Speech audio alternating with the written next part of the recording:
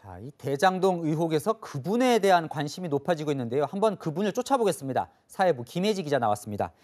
김 기자, 이 그분 왜 중요한 겁니까? 네, 화천대유의 대주주 김만배 씨가 천화동인 1호의 절반이 그분 것이라고 말했다는 의혹 때문입니다.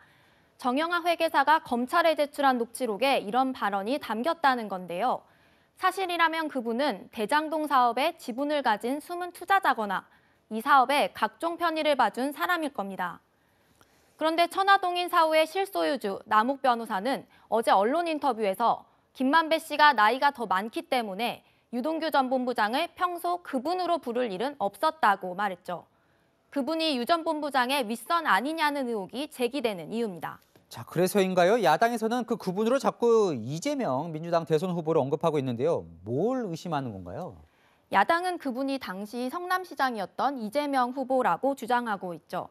당시 성남시 최고 의사결정권자는 이재명 시장이었기 때문에 대장동 개발 사업에 관여했을 수밖에 없다는 겁니다. 민간 사업자에게 초과 이익을 몰아줘 성남시에 손해를 끼친 배임 부분에 대해선 검찰은 김만배 씨를 유동규 전 기획본부장의 공범으로 지목한 상태입니다. 하지만 이재명 후보는 대장동 개발 사업을 개발 이익을 공공에 환수한 행정 성과라고 설명해왔죠. 검찰 수사에선 아직까지 녹취록 속 그분이 누군지나 배임 혐의와 관련한 이재명 당시 시장의 연관성이 드러나지 않은 상황입니다. 자, 그런데요, 이 대통령이 어제 신속한 수사를 지시하자마자 검찰이 김만배 씨 구속영장을 청구했어요. 다소 무리한 영장 신청이다 이런 지적도 있던데요. 네, 문재인 대통령이 검찰과 경찰이 협력해서 신속히 수사를 하라고 지시한 게 어제 오후 2시였고요. 3시간 뒤 검찰이 김만배 씨에 대한 구속영장을 청구합니다. 다시 1시간 뒤 김호수 검찰총장은 서울중앙지검 수사팀이 경찰과 한 라인을 구축해 협력하라고 지시했습니다. 김만배 씨 검찰 소환 조사가 어제 새벽에 끝난 상황이라 어제 오전만 해도 추가 소환이 몇 차례 더 있을 거라는 전망이 우세했는데요. 오후 들어 추가 조사 없이 곧바로 구속영장을 청구하는 쪽으로 기류가 바뀐 겁니다. 김만배 씨 측도 조사 당시 검찰이 정영학 회계사의 녹취록은 다음 조사 때 보여주겠다고 말해 추가 조사가 있을 줄 알았다고 했는데요.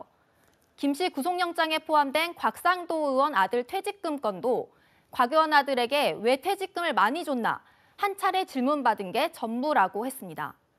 법조계에선 돈 받은 사람을 조사하기 전에 돈 준 사람에게 구속영장부터 청구하는 건 검찰 수사가 시간에 쫓기고 있다는 뜻이라는 해석도 내놓았습니다. 네, 이 대통령이 신속한 수사를 강조하면서 일각에서는 꼬리 자르기 우려도 나오던데요. 검찰은 언제쯤 이 수사를 마치겠다 이런 게 있나요? 검찰은 아무래도 대통령 선거에 미칠 영향을 최소화하고 싶을 겁니다. 네. 이달 중에 그러니까 10월 안에 수사를 마치고 관련자를 재판에 넘길 거라는 관측이 나옵니다. 그러니까 이 10월이라고 해봤자 이제 보름 정도밖에 남질 않았는데 지금까지 나온 의혹만으로도 아주 많거든요. 네, 검찰 수사 갈 길이 멀긴 합니다. 핵심 4인방 중 유동규 전 본부장은 구속됐고 김만배 씨는 내일 구속 여부가 결정됩니다. 남욱 변호사는 귀국 의사를 밝혔지만 언제 귀국해 조사받을지 아직 알 수 없습니다. 게다가 고위직 출신 법조인들에게 금품 로비를 벌였다는 이른바 50억 클럽 의혹, 성남시의회를 상대로 한 금품 로비 의혹 등 검찰이 풀어야 할 숙제가 한가득입니다. 네, 여기까지 듣겠습니다. 지금까지 사회부 김혜지 기자였습니다.